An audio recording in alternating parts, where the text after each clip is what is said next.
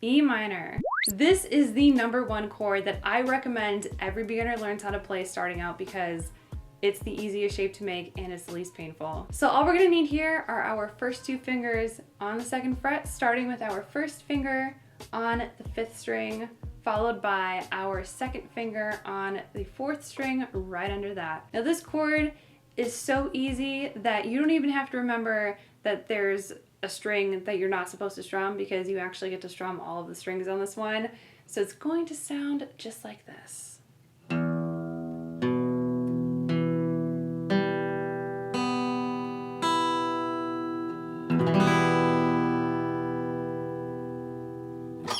That is how easy the E minor is. I don't call it easy E minor for nothing. Now, something kind of cool worth noting is that if you know how to play the E major, if you checked out my E major tutorial, the E major and E minor shapes are very similar. So our E major looks like this. If you just take the index finger off, you have your E minor. So E major, nice and bright and happy, then E minor, just not as happy, it's just not as bright, but it's still very pretty. And I think that's a really easy way to have the indication between the major and minor chords. Major chords always sound bright and happy.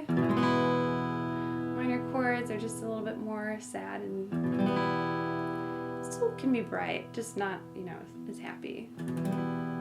And also that is another way that you can build the E minor chord is with your middle 2 fingers here. So your 2nd and 3rd fingers. You don't have to use just your first 2 fingers. You could even use your last 2 fingers if you want.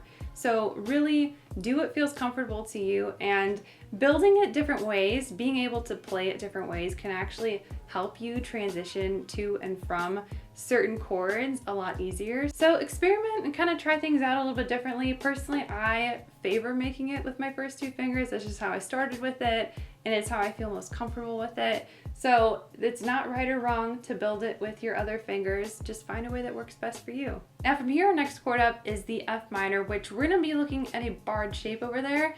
So a little tip is to practice that E minor shape with your last 2 fingers that I was just showing you a few seconds ago, because that's really gonna come in handy in the next tutorial. So have fun practicing that, and I will see you guys over there.